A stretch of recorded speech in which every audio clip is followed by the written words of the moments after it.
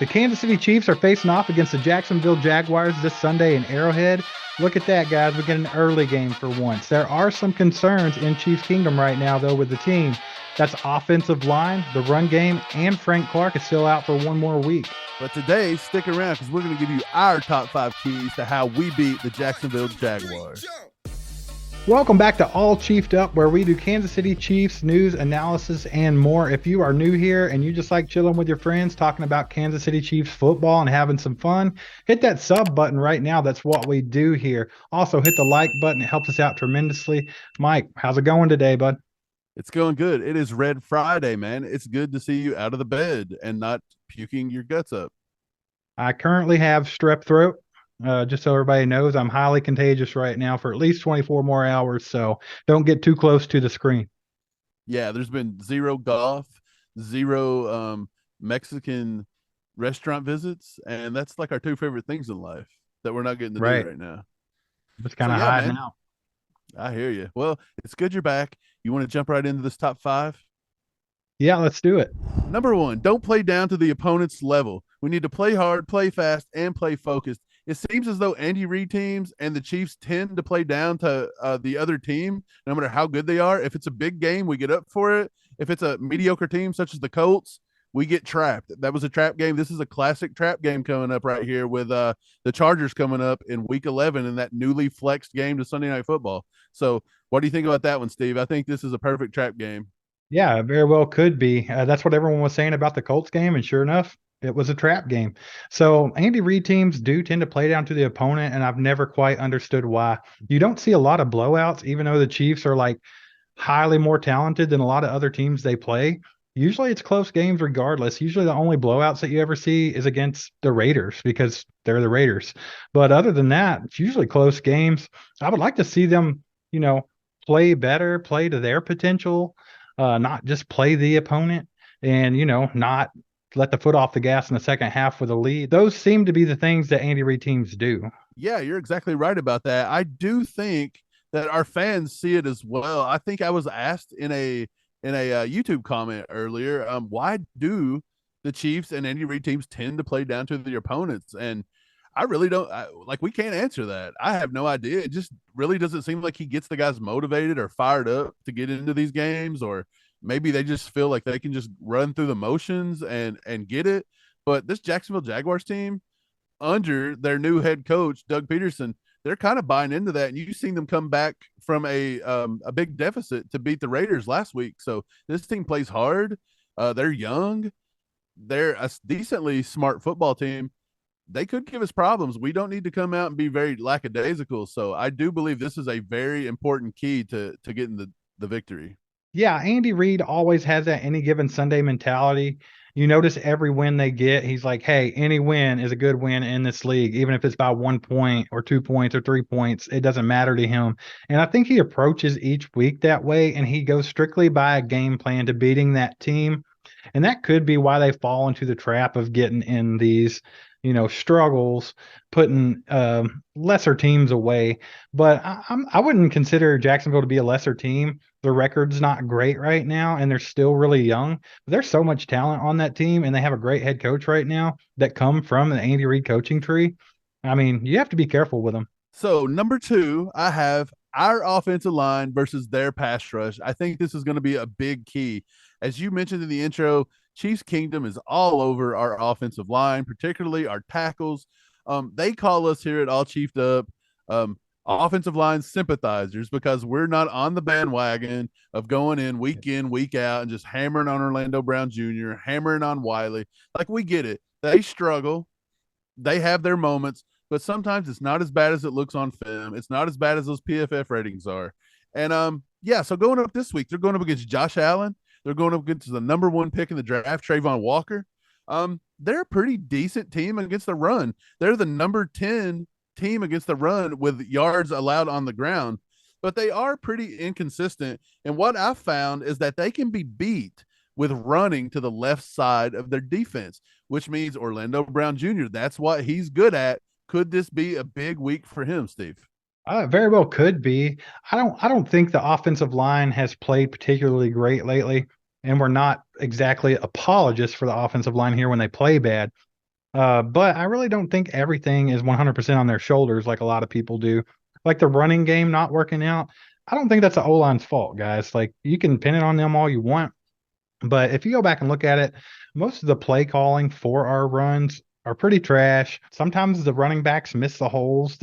They make pretty good holes and they don't even get hit sometimes. So I mean, there's a lot that goes into that, and it's not all the offensive line's fault. That's all we're trying to say.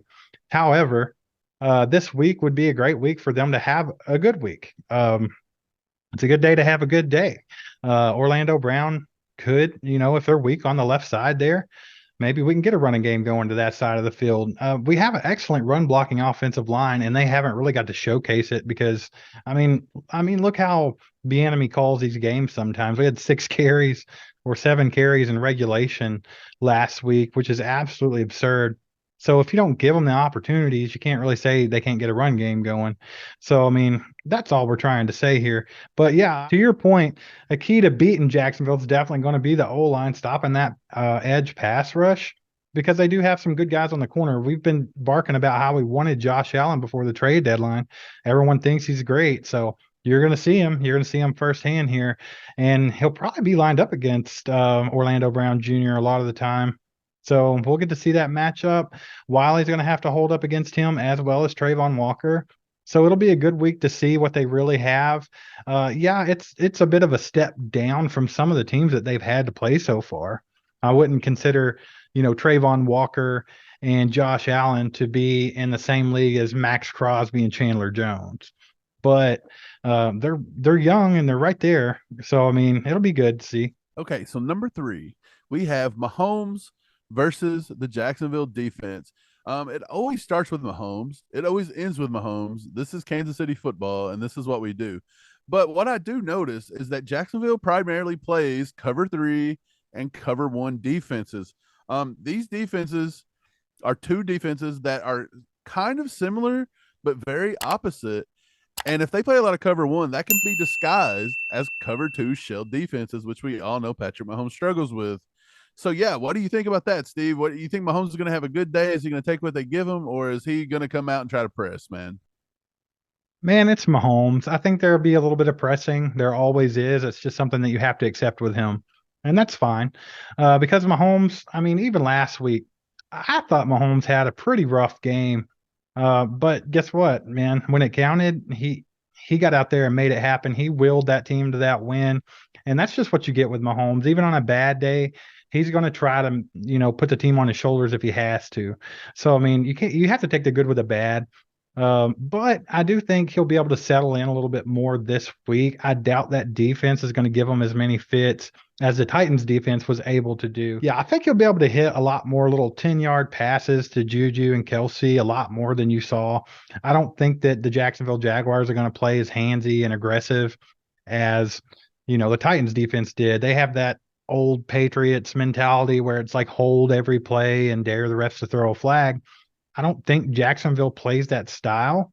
And I don't think they really want to get, in a roughhousing match with the Chiefs because they saw the Titans came out and tried to set that tone early last week. And the Chiefs flipped the script on them so much to where at the end of the game, they were crying. So, Jeffrey Simmons spent a lot of his game on his butt. And, the fans spent a lot of the night crying about calls when they were the ones that initiated this from the get-go. So I don't think Jacksonville takes that approach. I think they're going to be more laid back. Mahomes can get in a better rhythm, and he can kind of dictate how this offense moves down the field. I think it's going to be a lot smoother game on the offensive side of the ball, and I think it does start with Patrick Mahomes. Yeah, so cover 1, cover 3, as I said, they're kind of similar. But I have a question for you. What do you think they're going to run more of? Now, I'm going to tell you, a cover 3 defense that is designed to take away the deep ball and running up the middle. Whereas a cover 1 is designed to be very aggressive versus the run, and it stops short passes. So which one do you think they're going to do? Do you think they're going to try to stop our run and short passes, or do you think they're going to try to take away our deep ball? I don't think people actually fear the deep ball right now with the Chiefs. And it's probably a bad misconception that they shouldn't, but I don't think they feel like it's that thing, where, they don't have Tyreek Hill no more. Still a lot of guys that can beat you deep, but it just depends on what they think about it.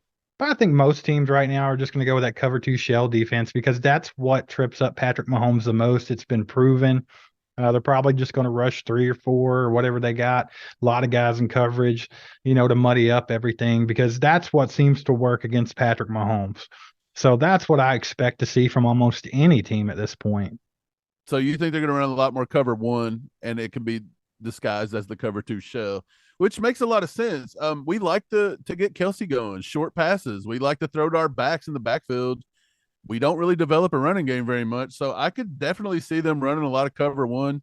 Actually, the Chiefs run a lot of cover one, actually. But let's go ahead and move on to number 4.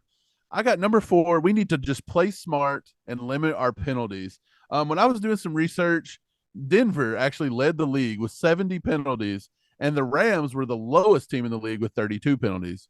But Jacksonville sits right at the top. They have 54 penalties. Kansas City is below them towards the bottom, 47 penalties. And I kind of broke down a little bit of Jacksonville's penalties. I was like, what do they do? Do they hold? What do they do? They have 8 false start penalties and 10 holding penalties to date. But on the defensive side of the ball, 5 defensive holdings, 3 pass interference, and 3 roughing the passer penalties. So they do get a little handsy, but they don't get called for it all that much. So I am kind of wondering if they are going to kind of play it like the Titans, which you had mentioned in the last key.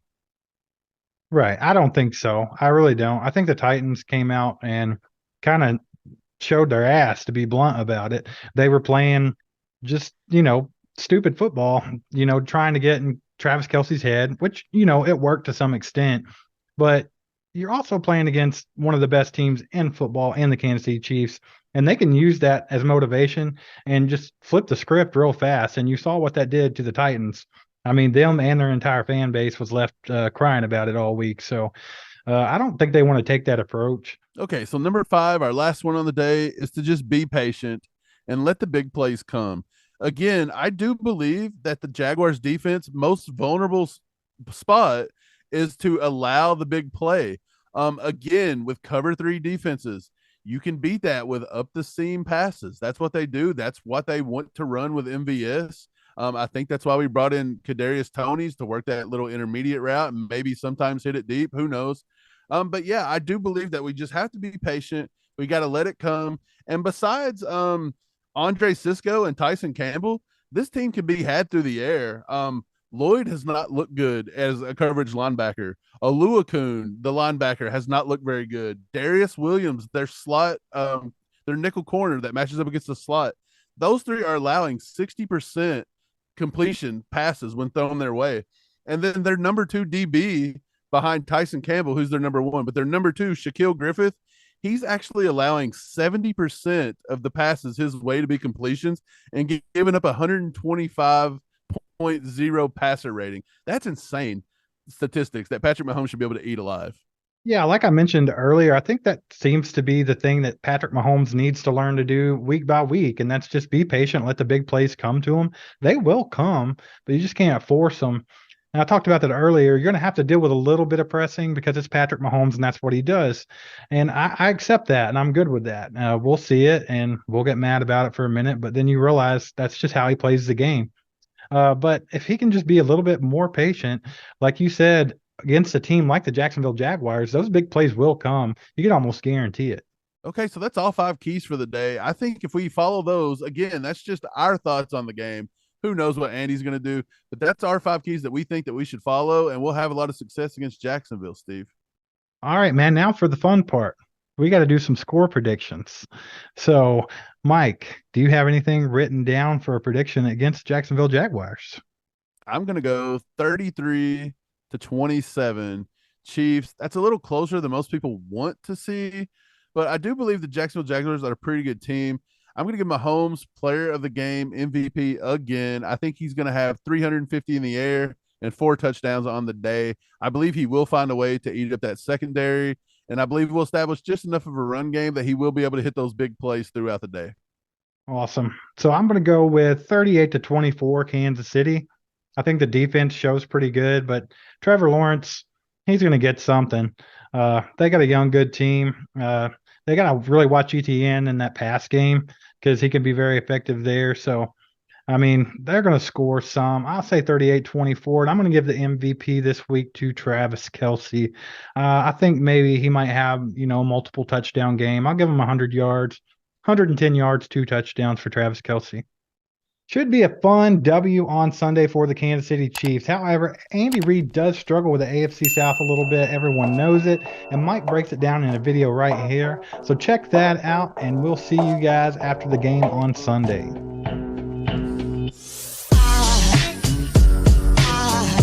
There goes a sight from my soul.